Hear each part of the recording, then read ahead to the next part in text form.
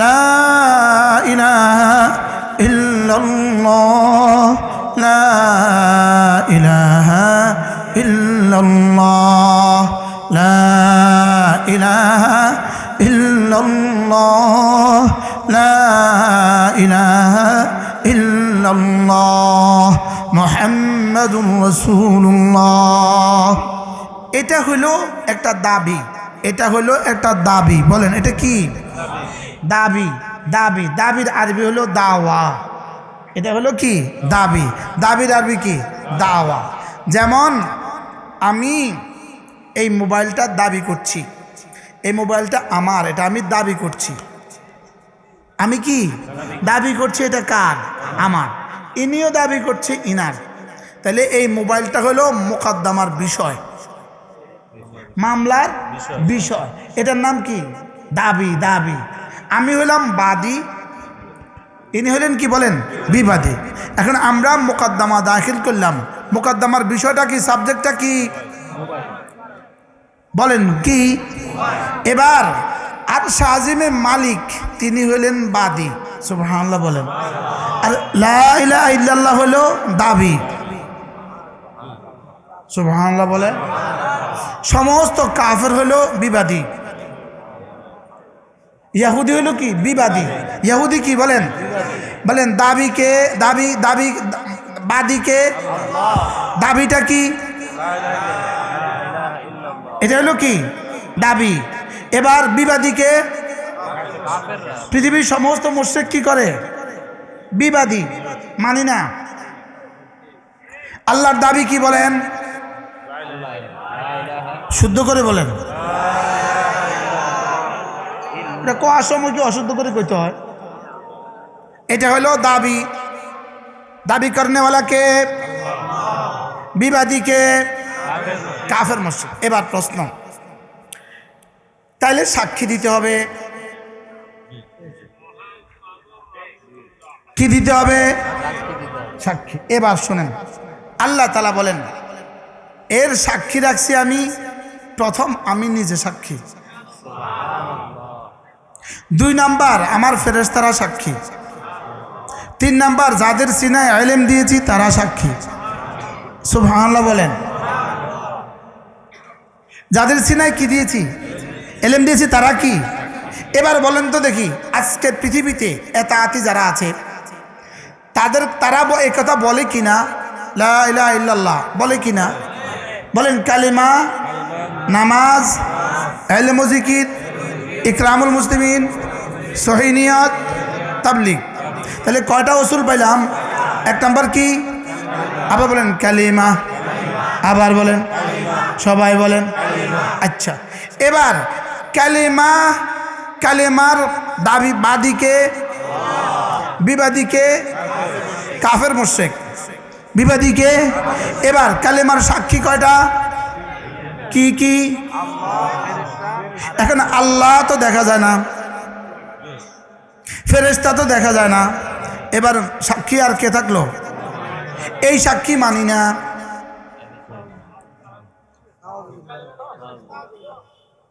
আচ্ছা, তো লা ইলাহা ইল্লাল্লাহ এটা যদি সাক্ষী না মানা হয়, ওলামা মানি না, মাদ্রাসা মানি না, তো এটা কিসের লা ইলাহা ইল্লাল্লাহ? আমি বুঝাতে পারিনি আপনাদেরকে। কি বুঝছেন আজকে বলেন? বলেন ওলামা ছাড়া লা ইলাহা ইল্লাল্লাহর দাবিতে মিথ্যাবাদী, দলিল ছাড়া লা ইলাহা ইল্লাল্লাহ, সাক্ষী ছাড়া লা ইলাহা ইল্লাল্লাহ, এই মামলা টিকবে না। বুঝেন না কথা? আমি দাবি করলাম লা ইলাহা ইল্লাল্লাহ, দলিল আল্লাহ, দলিল মালাইকা, আর দলিল ওলামা। সুবহানাল্লাহ বলে না। এবার ওলামা বাদ, এবার দলিল থাকলো? তো দলিল যদি না থাকে দাবি থাকলো? দলিল যদি না থাকে মামলা কি মোকদ্দমা টিকবে? সাক্ষী যদি না থাকে মোকদ্দমা কি টিকবে? তাইলে বোঝা গেছে এই জন্যই ইহুদিরা এই মোকদ্দমা যেন পৃথিবী থেকে আর না টিকে, লা ইলাহা ইল্লাল্লাহ যেন পৃথিবীতে না টিকে, এই জন্যই তারা এত আতি পয়দা করেছে। আজকে বুঝা আসছে নি? বুঝা আসছে নি কথা? কি রে, সাক্ষী মানি না, সাক্ষী না মানলে এই মামলা কবে বিজয়ী হবে? কখনোই হবে না। শাহিদাল্লাহু আন্নাহু লা ইলাহা ইল্লাহু ওয়াল মালাইকাতু ওয়া উলুল ইলমি, সুবহানাল্লাহ বলেন, ওয়া উলুল ইলমি কাইমান বিল কিসত লা ইলাহা ইল্লা হুয়াল আজিজুল হাকীম। তাইলে বোঝা গেছে রব্বে কারীম বলেন আমি লা ইলাহা ইল্লাল্লাহ সাক্ষী, আমি আমাকে বানালাম, আমি প্রথম সাক্ষী। 2 নাম্বার আমার ফেরেশতারা সাক্ষী, সুবহানাল্লাহ বলেন। 2 নাম্বার কি? আমার ফেরেশতারা সাক্ষী। 3 নাম্বার যাদের সিনায় আমি ইলম দিয়েছি তারা সাক্ষী। উলামায়ে উম্মতকে রব নিজের দাবির পক্ষে সাক্ষী বানিয়েছেন, সুবহানাল্লাহ বলেন। এবার প্রশ্ন, আপনি আপনার মামলার জন্য কাকে সাক্ষী বানাবেন? যাকে আপনার পছন্দ হয়, সুবহানাল্লাহ কয় না। আপনার মামলার পক্ষে আপনি কাকে সাক্ষী বানাবেন? যারা আপনার ভাল লাগে তারাই তো সাক্ষী বানাবেন, যাকে আপনার পছন্দ হয় তাকেই তো সাক্ষী বানাবেন। এবার রব্বুল আলামিন যেন বলেন আমি যাদের সিনায় ইলম দিয়েছি এদেরকে আমি আমার মামলার মোকদ্দমার সাক্ষী বানিয়েছি। আর আমার পছন্দ তোমার পছন্দ ছাড়া তুমি সাক্ষী বানাও না, আমিও আমার পছন্দ ছাড়া সাক্ষী বানাই না, সুবহানাল্লাহ বলেন। তাইলে বোঝা গেছে এই ষড়যন্ত্রের পেছনে মূল অংশ হলো কালেমার অংশ। কালেমার এই ষড়যন্ত্রের মূল অংশ হলো কালেমার সাক্ষী থেকে কালেমাকে পৃথক করা, বিচ্ছিন্ন করা। বুঝাইতে পারি নাই? বুঝাইতে পারছি? এই জন্য এই মজার বিষয় হলো ওলামায়ে উম্মতের বেতন এত কম কেন? প্রশ্ন, ওলামায়ে কেরামের বেতন এত কম কেন? উত্তর, ওলামায়ে কেরামের বেতনের বেলায় রব্বুল আলামিন বলেন এরা আমার সাক্ষী, আমার সাক্ষী, এদেরকে তোরা বেশি দিস না, এদেরকে আমি দিব। বুঝো নাই কথা?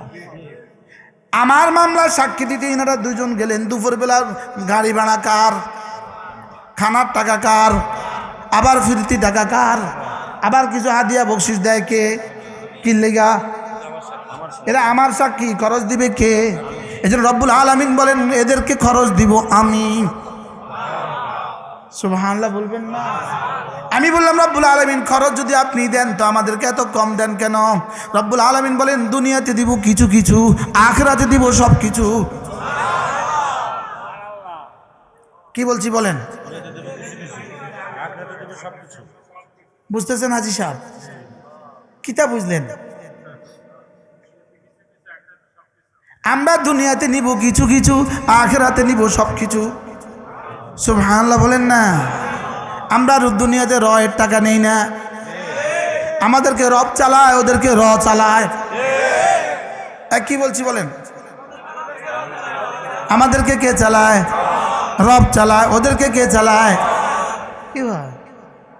এই জন্য ডলার দিয়ে দিয়া, টাকা দিয়ে দিয়া, নোট দিয়ে দিয়া, নোট দিয়ে দিয়া মিডিয়াগুলোতে ভাইস করতে পারবা, মিডিয়াগুলোর মধ্যে মিছা কথা প্রকাশ করতে পারবা, লেকিন মিছা কথা দিয়ে জীবনে কখনো ইসলাম আসে নাই, সামনেও আসবে না। প্রতিদিন যেই পরিমাণ মিছা কথা কইবা এই পরিমাণ ধ্বংস। মিছা কথা আরো ধ্বংস, মিথ্যা কথা আরো ধ্বংস, মিথ্যা কথা আরো ধ্বংস। আমি কি বুঝাইতে পারছি আপনাদেরকে? এই জন্য ইজতেমা হওয়া না হওয়া নিয়ে আমাদের টেন্ডেন্সি নেই। যদি ইজতেমা না হয়, করোনার সময় 1 বছর ইজতেমা হয় নাই, পৃথিবীতে এমন কিছু মহাভারত শুদ্ধ হয়ে যায় নাই, মনে হয় বুঝেন না? ইজতেমা হইলেও মহাভারত শুদ্ধ হবে না, ইজতেমা না হইলেও মহাভারত শুদ্ধ হবে না। কিন্তু প্রশ্ন হলো আরেকটা, শুধুই ইলম ওলামা, শুধু ওলামায়ে উম্মত থেকে জাতিকে বিচ্ছিন্ন করার ষড়যন্ত্র, ওলামায়ে উম্মতকে কলঙ্কিত করার ষড়যন্ত্র। কিন্তু এদের জানা নাই। খেয়াল করেন, ইহুদিরা ভাবছে, ইহুদিরা কি ভাবছে, এদের গবেষণায় কি ধরা পড়ছে, সারা ভারত উপমহাদেশে আমরা হাজারো স্কিম চালিয়েছি দিন ধ্বংসের জন্য, লেকিন যে স্কিমে চালাই এই স্কিমে ধ্বংস হয়ে যায়, দিন কোনো ধ্বংস হয় না। বাস্তব না বাস্তব বলেন? হ্যাঁ, রেজবি এখন আর মানুষ খায় না, আহলে হাদিস মানুষ খায় না, আর জোরে বলেন না, কাদিয়ানি মানুষ খায় না। বাস্তব না বাস্তব বলেন? ভান্ডারি মানুষ কি করে না? মানুষ খায় না। কি এই মিলাদুন নবী দিয়া কিছু উঠাইতে চাইছে, মানুষ খায় না। বলেন না বাস্তব না বাস্তব? মানুষ খায় না, খায় না। কি রে, যেটাই ষড়যন্ত্র তুলি, যেটাই তুলি প্রথম 2-4 দিন যতদিন টাকা দিই ততক্ষণ রমরমাজ, টাকা না দিলে শেষ। বলেন না বাস্তব না বাস্তব? মানুষ এটা খায় না।